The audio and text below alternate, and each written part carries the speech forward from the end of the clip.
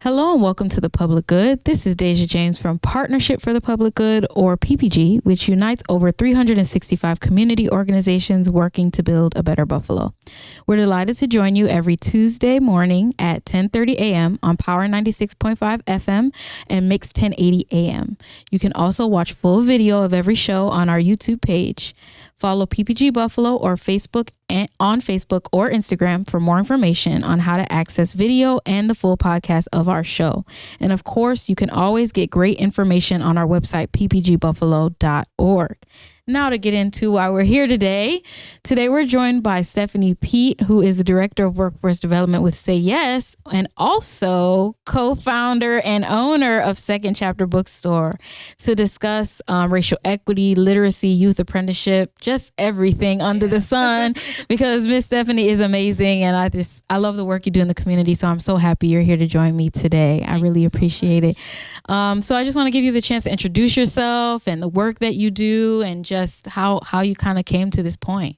Yeah, so thank you so much. I really appreciate the invite. So I'm Buffalo born and raised. Actually didn't leave.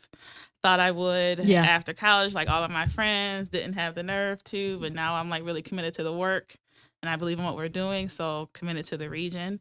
As you said, I'm a nonprofit leader. I've been with Say Yes Buffalo for 9 years in December. So it's hard to even like wrap my mind around being in one organization that long. Like, how did I get this old?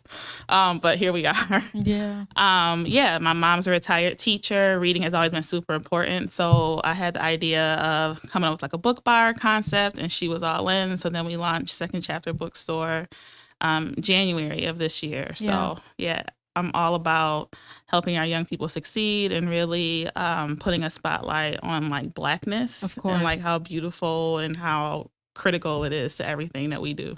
Yeah, and I wanted to bring that up because, like you said, a lot of the books do center around our community, right, and our experiences, and a wide range, because you have some children-centered books there, you have some really deep academic type books.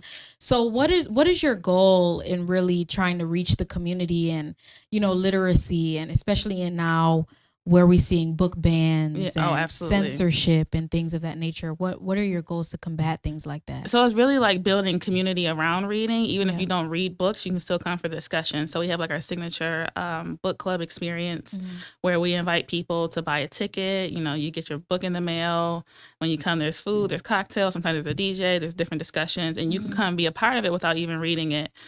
For young people, it's just getting them excited around reading and really being able to see themselves in the books. My mom is a retired teacher, and when I was a kid, like all of my baby dolls were Black. All of the books she had in the house featured Black children, Black art, all of that. So I grew up like really being immersed in what it is to be, this beautiful Black dynamic woman, seeing it in my mom and how she created that in our household. So it's really, getting people excited around that.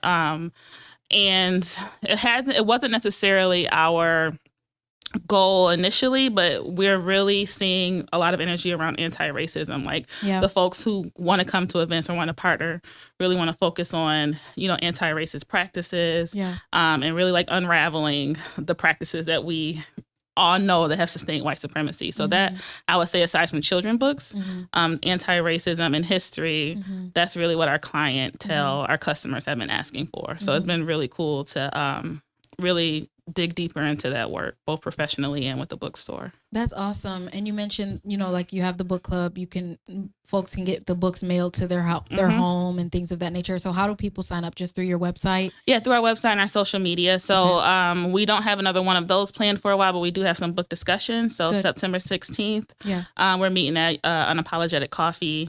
Super chill. Even if you don't read the book, you don't even have to buy the book from us. Just if you Audible, if you want to rent it from the library, do you. But we're talking about My Seven Black Fathers, which is a book from this activist who talked about all the men who shaped his life.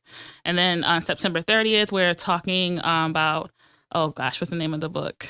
A Queer Black Feminist Manifesto for Our Movement. No, Mandate for Our Movements, excuse me. And that's a collaboration with Progressive Book Club and Surge Buffalo. So again, just an opportunity to have a conversation and bring people together. And that's also at Unapologetic. So so we're always collaborating on events outside of the ones that we put on for ourselves. That's amazing. Even just the accessibility. I know sometimes one of my biggest complaints was after I left the academic space, I wasn't reading. Like I didn't know what to read. And there's like Oprah's book club or whatever, but I think having a tailored, and especially for here, local type of space where you're coming together to talk about books that maybe you haven't been exposed to since high school or when you were in academia or in the kind of educational setting is really, really important. Because I think a lot of us lose some of that when we go into the workforce or absolutely. Just trying to go through life. Gets busy. Yeah. And then some people, they had negative experiences with reading in school. So that's like something they don't even entertain as an adult. We're trying to bring them back to it. Like that's okay. You don't want to read the book. Yeah. We still facilitate the discussions in a way that you can still, chime in just through lived experience. Or the books weren't for them, right? You were reading like Moby Dick or whatever else, you know what I'm saying? Right. And it's like, I don't relate to this. Right, but, absolutely. And I love that you're kind of bringing queer books into the mix and other things like that because, there's just so many underrepresented intersections within our identity that, don't get highlighted sometimes in like the mainstream kind of culture. So I'm really excited that you're including some of those things as well. I've been reading some kind of Black feminist lesbian literature folks myself. And it really gives just a whole different perspective on some of the issues. And they've been talking about some things we're going through now, but back in the 60s. So you just learn a lot and you figure out a lot of things are cyclical. And I'm so happy you said that because I'm so big on people reading about history. Like you can go so I'm going to jump to my Say Yes life. Yeah, please. So we work with, I work with employers, in our modern youth apprenticeship work. We do a lot of racial equity work with our partners. And one thing I'm really huge on is history because you can go to all the DEI 101s and anti-bias and yada yada. Yeah. But if you don't get the history, it's not going to click. Yeah.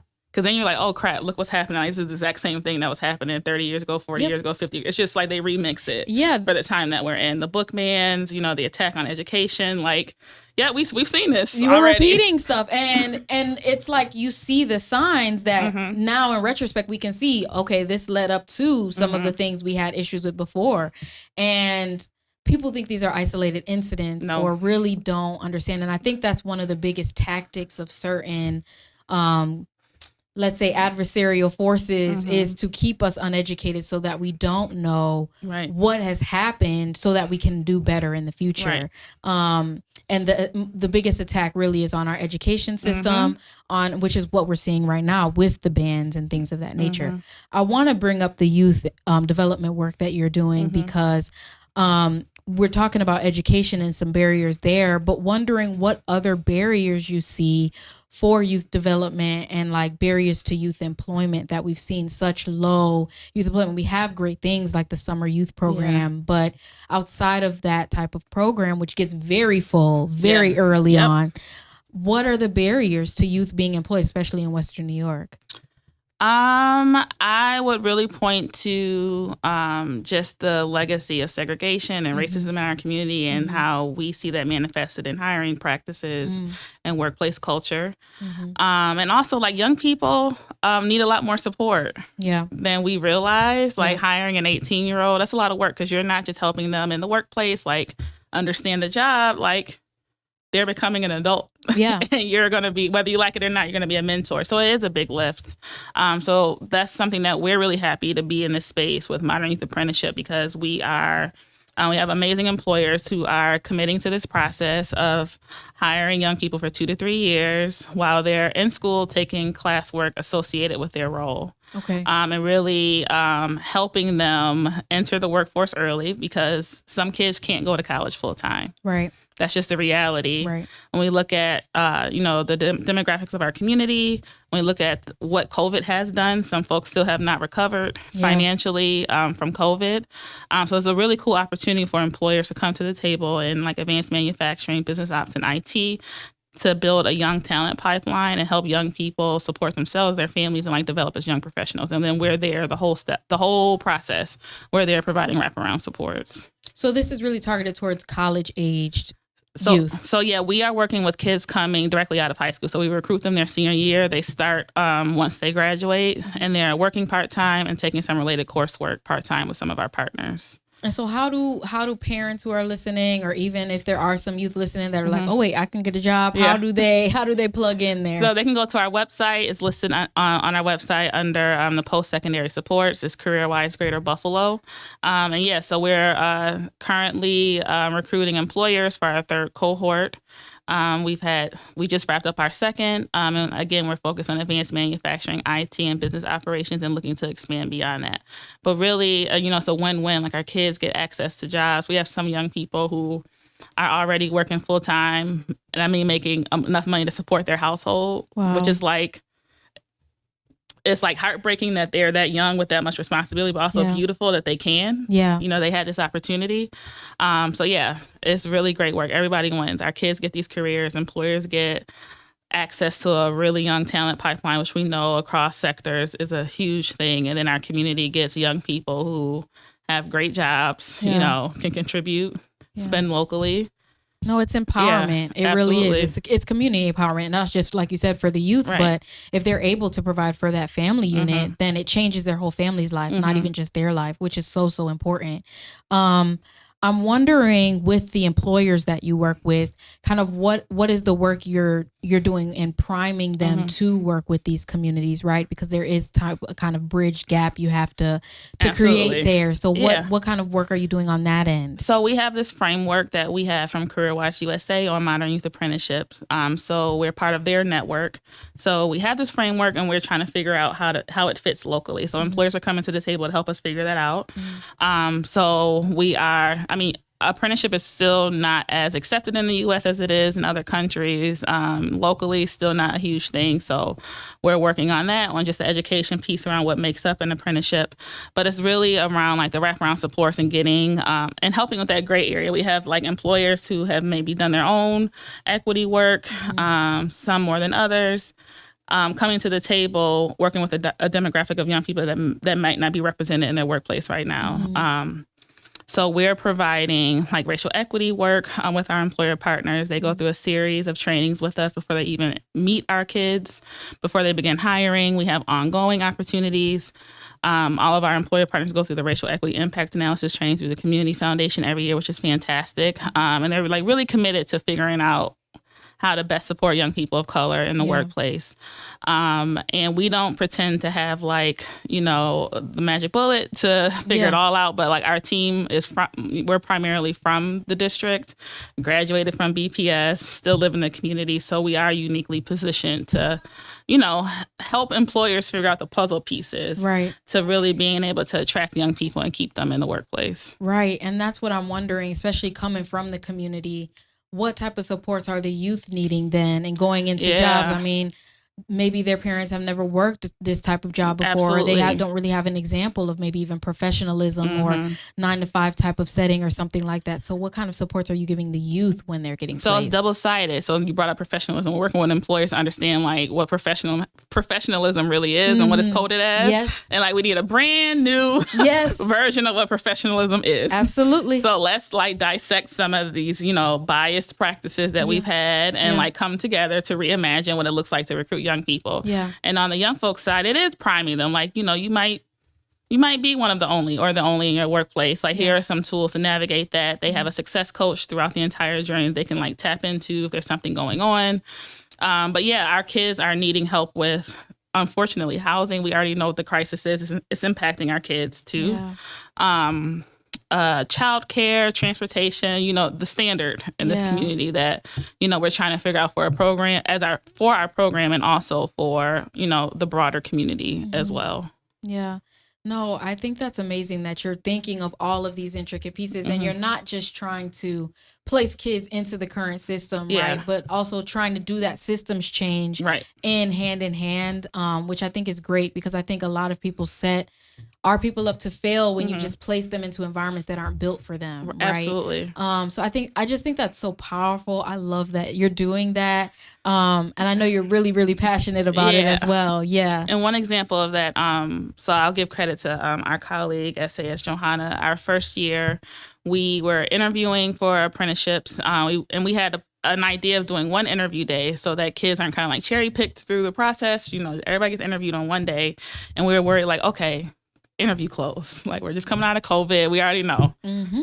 You might have gained weight, can't fit it, or something's going on. We know that, yeah. Or maybe you just don't have the money. We're like, okay, how are we going to figure out interview clothes in such a short time for these kids? And she came up with the concept like, hey, let's assume that they're coming dressed in the best way.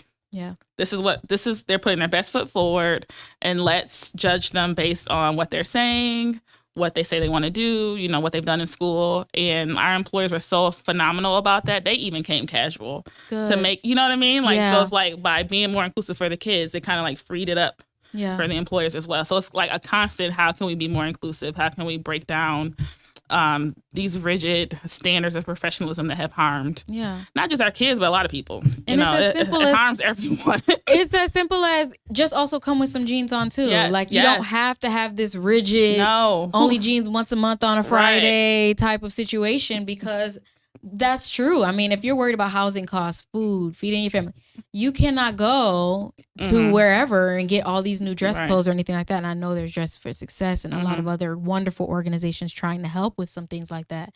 But like you said, there are some practices that are unnecessary that we're keeping in workplace settings. And I know even for myself that I've attempted to find workplaces that are a little bit more liberated in that sense as well, just for my own comfortability or for me to wear my hair the way I need to wear my hair when I go to work, right? And that can be a difficult thing to navigate. I have a young person that I mentor, and she's training to be a doctor. She's pre-med. And, all those standards are still very, very much in place. Or even I had a friend who went to law school and they had to come to class, address a certain way, or their professor literally would kick them out. Wow. And it's even in terms of, this is just in school that they're not letting them have the access to what they're paying for to come to class just because maybe she's wearing a sweatshirt that day. So it's just, I hope people listening who are maybe in the employer space or in that other side really understand how your practices can create barriers that you think aren't a big deal. But that really, really limit certain communities from even accessing like an entry point. Yeah, I think it's really important for people as a Black woman. I think it's really important to, like, if you have like the social capital to spend to kind of like push back and show up how you want to, like do it. Because one, it begins to like retrain people's minds on what professionalism is, right? And then two, like there's always somebody else watching you. Like you're freeing that next person to be like, okay, I can come wearing my nose ring because she still has her nose ring in. I was not taking it out because of my role. Like, no, I like it. I'm going to keep it.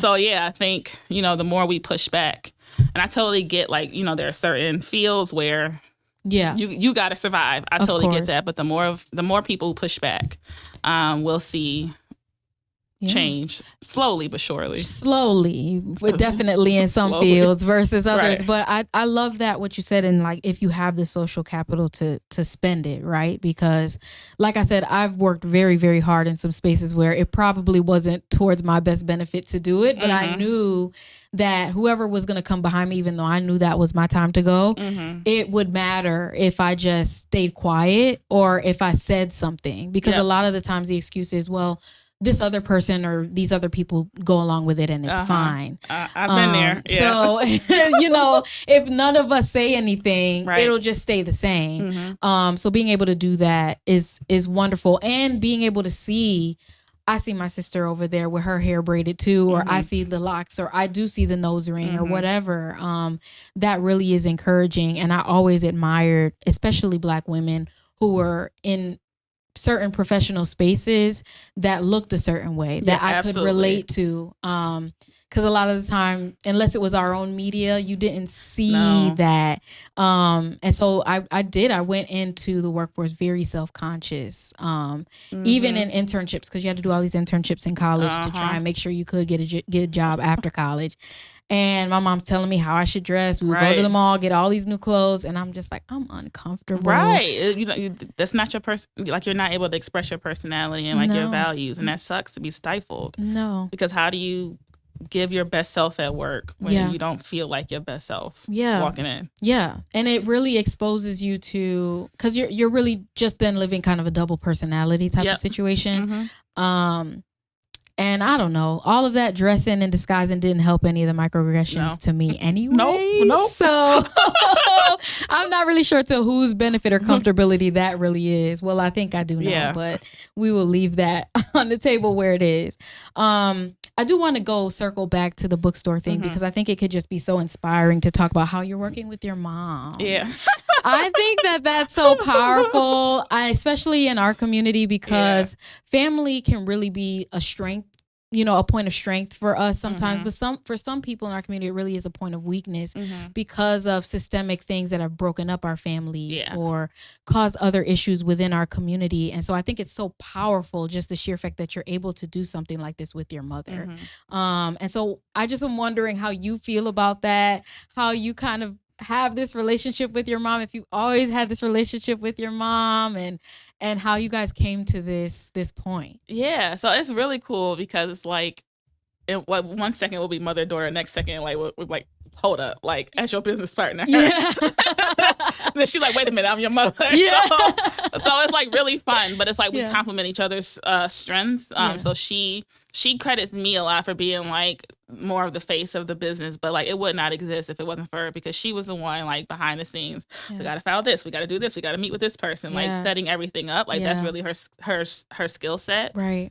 She handles like all the operations, the finances. She's phenomenal, like keeping me organized. So it's been a really great experience to go through this with her. The older I have grown, the closer I've gotten with my mom. So to be at this space where like we talk every day, all day, between like life and just the business, and being able to like go on this journey with her. Like even the name is Second Chapter because this is her second career. Like, she retired and was like, we're going to start that bookstore you talked about. Come over on Monday. That's literally how it started. I was like, okay. So I came over on Monday, and she was like moving at the speed of light to make this happen because she really believed in what it could be. And I'm so glad for her, because I was like, oh, it's a good idea, but I don't know, I'm busy. Like, right. But she was really like the energy behind us getting started. No, that's amazing, because sometimes you need that kind of kick in the butt and support. I think that's the biggest thing. Like, I know so many people like us have these great ideas for our community, but we need support and resources to really push them and make them happen. So I also hope by being on here and as you do more events that you do get more support and partnerships and all of those things, because this is just such important work that you're doing. The other thing I want to ask is, because of all these book bans, because we know maybe the public and society isn't going to support us and keeping our stories alive, how important is it, and how do we keep sharing our own narrative, right? And like retelling our own history so that we make sure we don't forget where we come from, right? Yeah, I think you just find your community. So when we started this, and I know there are people who will never support what we're doing because of how we're approaching it, and that's cool. But the people who have just come, people we have never met in our lives, who are like, I love what you're doing, here's a resource, or I can do this, or can I order books for this organization, has been phenomenal. So I'm a true believer in like, if it's something that like really like God is like really put on your heart to do, and like you really like, for me, this was like an idea that was in my head constantly before it started. Like I was always thinking about it. Yeah. If you actually go into it with your most authentic self, like you will find the people who will help you propel it forward. Because that's all this has been. It's been literally person after person, organization after organization has come forward. Like, I love what this is. Like, how can we support you? Yeah. Yeah. So I just, stay true to what you actually envisioned. Because this is really an extension of, like I said, me and my mom. This is like how I was raised. Yeah. So it's coming from like a really deep personal place. No, I love that. And that leads directly into kind of the last question I really want to ask you. And what is the legacy you really want to leave with Second Chapter? And what are your visions for the future? I love manifestation. Yeah. So what are you seeing and envisioning for the future? So the idea is for us to get a physical location so we can actually be kind of like a book bar. So like during the day you can come have some coffee, tea, you can work out of there if you want to. Yeah. And then in the evenings you can come with your friends, have a glass of, have some wine. Yeah.